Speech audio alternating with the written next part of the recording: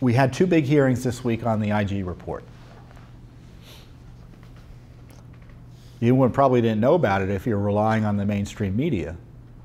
But they were important hearings because they showed two things. Director Wray, the FBI director, continues to be completely out to lunch when it comes to his ability to comprehend and at least publicly reassure the American people that he understands the corruption at the FBI.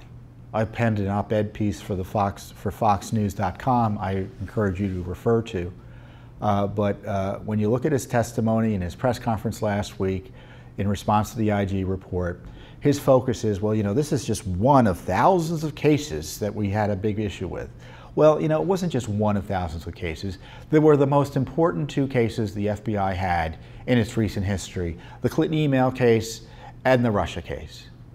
And we now know the Clinton email case was infected by this approach that, A, the leadership was anti-Trump, pro-Hillary Clinton, and B, they were just going through the motions because they knew no one was ever going to be prosecuted, so they were just doing a pretend investigation.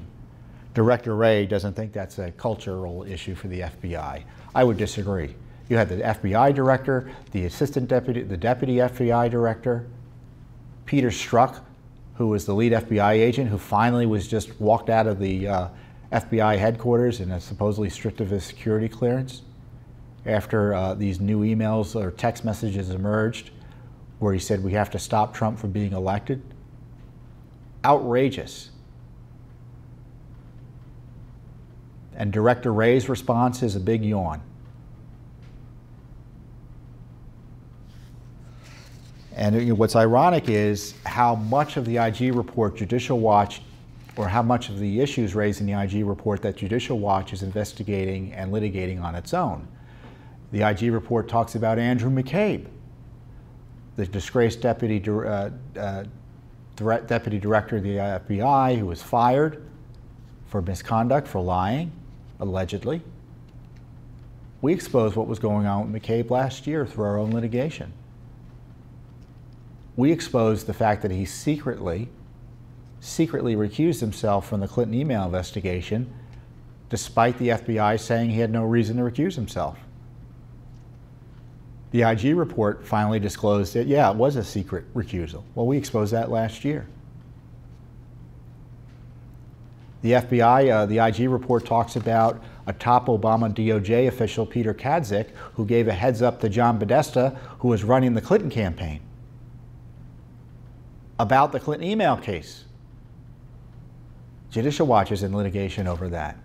And of course, you've got the Peter Strzok, Lisa Page emails or text messages. Judicial Watch is in litigation for that too. Of course, we're being stonewalled on all of it. And that's another good point to remember. Because if the FBI and DOJ had taken this IG report seriously, why is it they were obstructing justice and obstructing Congress in withholding this material from Congress? Why is it they don't want to turn over any of these records to Judicial Watch and are stonewalling us and fighting us over silly things in court? I mean, you wouldn't believe the petty fights we have to get in with the Justice Department to get basic information just about where they're looking and what they're going to do and how long they're going to take the search and what they're going to release. As I often joke, we have to sue to get the time of day from these agencies, the FBI and Justice Department. And if they took this corruption seriously, they'd be seriously transparent about it. But they're still fighting Congress. They're still fighting Judicial Watch in court. Congress is threatening subpoenas and impeachment of Rod Rosenstein over basic information about the origins of the Russia investigation targeting Donald Trump that we know was infected by bias as a result of this. Well, we have additional reason to know was infected by bias as a result of this IG report that showed that 5 FBI agents, at least 3 of whom worked on the Mueller investigation, hated Trump's guts. We know Comey hated Trump's guts. McCabe was beholden to the Clinton cash machine.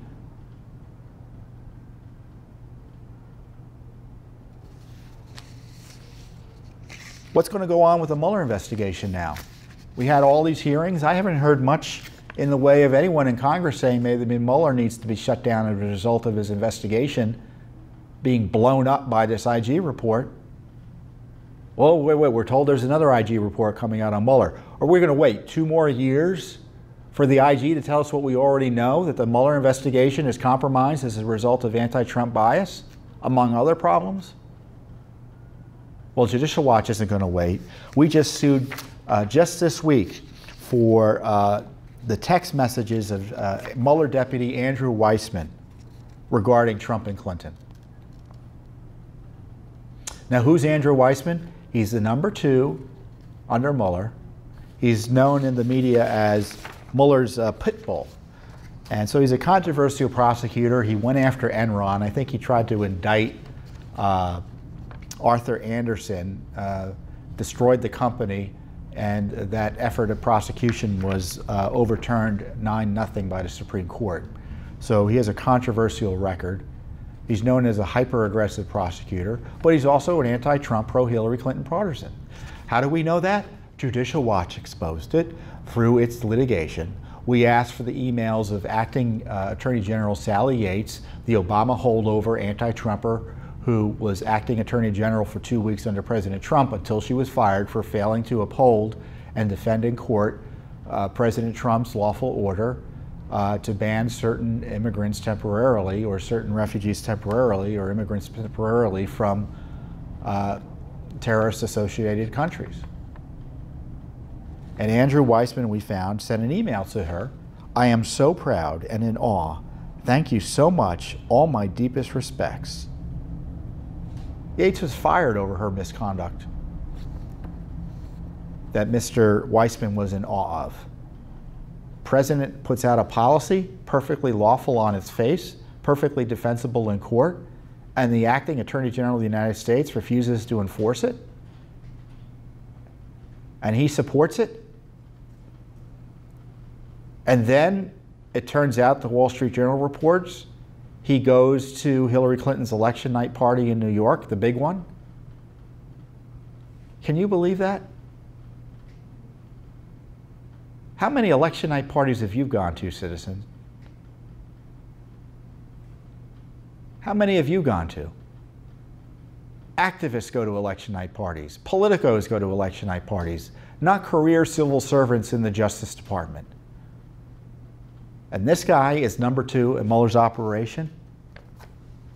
You bet we want his text messages, because if they're anything like Peter Strzok's text messages about Trump and Clinton, who knows? And isn't it interesting we can't get the time of day again on this basic information? We're not asking for anything personal. We're asking about 2 of the most consequential political figures recently, Donald Trump and Hillary Clinton, not President Clinton. We also want his calendar entries. Justice Department stonewalling us. We asked for these back in December of 2017. And we just wait, so we've been waiting 6 or 7 months to sue. This is your Justice Department. It's a black hole when it comes to transparency. But Judicial Watch is doing, again, all the heavy lifting in court on this. So, you know, we have this big IG report here. I brought it out again for you. Look at this thing, 500 plus pages. And it's the tip of the iceberg. We know it's the tip of the iceberg, because we've got the litigation in court. They still haven't turned over the text messages. We're asking for Comey records, still getting the runaround on that. They went up to 2 years to turn over the Strzok page text messages. 2 years. Inexcusable. Jeff Sessions, Rod Rosenstein, they need to step up and start being transparent. If they won't do it, the president needs to intervene.